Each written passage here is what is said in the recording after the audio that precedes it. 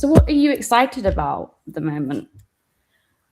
Look, I'm a very excitable person, so I get excited quite easily. But I think what is really exciting is that we're in a builder's market. I see some incredible founders, really, really incredible, that are plowing through, and I think that is very, very, very, very exciting. I also think in terms of generally what are the interesting topics, right? What excites me, I still think that this autonomous economy infrastructure, where I'm thinking a lot about agent to agent interaction around transactions. This could be payments, this could be buying things, this could be actually going out and acting like an independent travel agent, and having the rails in place for this to manage. I also think that a lot of the data that can be collected to use that for robotics is also a very, very interesting, area to look at. Yeah. To go back to the blockchain space, I also think the stable coins are still, the future. I think there's a lot of opportunity still in the stablecoin infrastructure space. It is very saturated for sure, but I think it's still worth keeping our eyes and ears open for that. As well as RWAs, like we discussed, issuance, settlement, as well as generally creating a whole market for real world assets that are tokenized, that are on chain. Also, the institutionalization of a few of the things. I came in with a bit other side of the coin philosophy of why I like chain tech. I also have to take a deep breath and be like, why is this good? But I do see some positives for bringing in a more a grown up into the room, so to speak, even though I still strongly believe in one of the most valuable aspects around blockchain technology is really to bank the unbanked and to give everyone an opportunity to participate in the financial system, and I think that's very important. But what else? I think also, utilizing blockchain technology to, for example, verify AI, verify, your agent, for example. I think there's a lot of opportunity in the trust, as well as like coordination space. And then, of course, there's also big aspects around finance, where blockchain and artificial intelligence really have a lot of opportunities to overlap and build really strong products for the future, or even infrastructure rails really for the future, that are not necessarily categorized as blockchain technology or even artificial intelligence. They're just, available to the consumer, who now has a whole plethora of new digital services that they can access. So you're almost assuming that there's going to be infrastructure to combine all of this innovation and actually help fill in some of the gaps, because there's a lot. AI is evolving rapidly, and I think that we haven't necessarily seen some of the problems that could arise from it. So I think there's a multitude of businesses that could crop up to help make sure that it's sustainable, make it because there's obviously so many platforms as well. There's this whole token conversation. From my understanding of it, it's that a lot of these companies are almost paying for the usage, aren't they?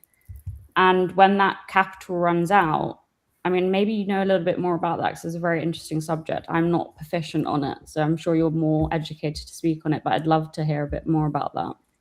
Yeah, I think we definitely are also looking at, the GPU usage aspect here, and recently spoke to a very interesting researcher on the debate CPUs or GPUs, also understanding, can you create almost like a marketplace for underutilized GPU, so compute power, right? And then having that almost like a deepen project, reroute the capacity for different use cases. So this is an interesting area that we're actively looking at. I cannot give you a really strong thesis, because actually we are really very much in the research phase. And I have to say, I think we're not quite there yet.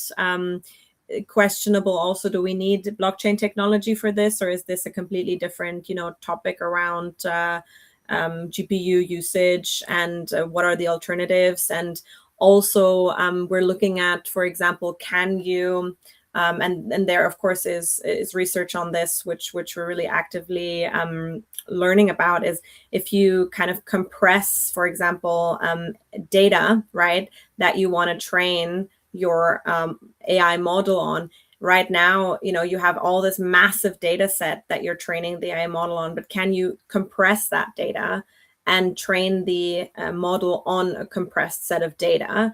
And how much would that actually save in terms of compute power? And is that maybe the future, right? So we're looking at a few different, more research based topics at the moment in that capacity.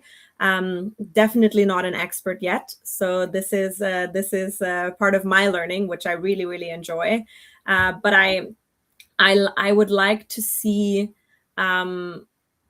where this industry goes in terms of, yes, I do think, maybe to phrase it that way, I do think that intelligence is becoming abundant. I think everyone can now access intelligence and information much, much, much easier and in a very abundant format.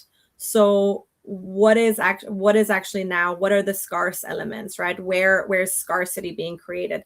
And compute power is one of those areas where, we're actively trying to see what is the future there, and is it a problem that startups are going to solve, or is something like that going to be solved by one of the giants, right? Where then we as investors are no longer maybe as relevant. Yeah. So are you working on any projects at the moment that you're particularly excited about? Yeah, you don't have to say names. You can confidentially. So, the one I just looking at in the AI space, we're actually looking at peer-to-peer content delivery network, fully automated and managed through artificial intelligence, which could reduce content streaming by up to 90%. So really a category definer in the streaming industry worldwide. The other one, as I mentioned, is this compression of data to be able to train AI models on compressed data sets rather than the large, massive data sets without any sort of compression or any sort of ability to shrink them, I guess, right, to save compute power. And then we're also very actively starting to really, like I said, trying to figure out where is that blockchain technology and AI intersection. Is it on the verification layer, right? Is it about verifying who is actually managing this AI agent or whatever it may be that is now roaming around and doing whatever it's doing? Or is it about, creating more of a coordination layer? So these are areas that we're actively researching in, and that does excite me. So you're almost validating whether there is a crossover that makes sense. Like, do these technologies actually work, or are we just throwing blockchain in there because? Yeah, exactly. And it's interesting because I've posted a little bit about this on LinkedIn and shared my thoughts, and I've had some very interesting responses.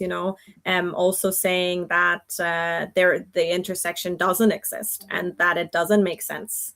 And research was sent to me actually by people saying, we've looked into this and there is no real use case. There's no real business case for this. And then others are saying, oh, we've been building in this space for ages and we're about to launch because now is the time, and we're really solving a massive problem that a big Google cannot solve, because this does not just relate to the product suite of Google. It has to be across every single product suite, no matter who is owning owning that infrastructure. And so this is an interesting debate. If people have thoughts on this or research on this, I would love to learn more. Because the more I try to learn about it and discuss about it, the more interesting insights I'm getting. And there is a divide, and I think we will see, we will see where we land. Are you going to be releasing any of this research? Because I, for one, would love to read some. Yeah, I am working on a, to be fair, it's honestly a little bit more of a blog post on this. But I am not quite ready yet. I think I need to really think through some of this, because I'm also looking at very technical data, which I'm, to be totally honest, also just having to digest maybe a bit longer than if I had a PhD in machine learning, which I do not have. I don't think many people do. Yeah. All right. Well, I'm really looking forward to, everybody keep an eye on Mona's accounts, because it sounds like she's doing some of God's work here. I'm really looking forward to reading that. Thank you so much. So you've been an amazing guest, and I've really enjoyed this hour with you. I like to wrap up by asking each guest the same question, because everyone that's here has a significant amount of success, and I'm a heavy believer that the only way to be successful really is due to your mindset. So the end question for you is, what mindset did you have to build to get here, and which one did you have to leave behind? It's a lovely question. What I had to leave behind, I think, is wanting to please everybody. I definitely used to never say no, wanted to be always helpful, always, pleasing everyone. And I reached my capacity and the genuine ability to do so with an open heart quickly, right? And then it felt forced, and I wasn't really spending my time on the most valuable things, but also not really giving totally honest feedback based on my opinion. So that is something I definitely needed to leave behind, and I needed to mature and grow out of that.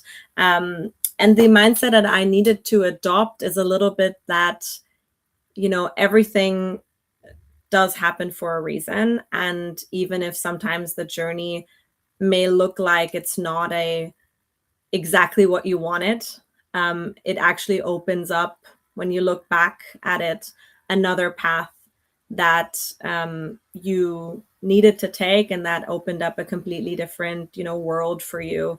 So I tried to see every challenge, every failure, every different turn, every pushback as an opportunity for growth. And that's not always easy, but that has really helped me to see the world in a very grateful way. And I believe just alone that attitude has just helped to be very happy and grateful for everything that happens. And that opens up a lot of doors as well.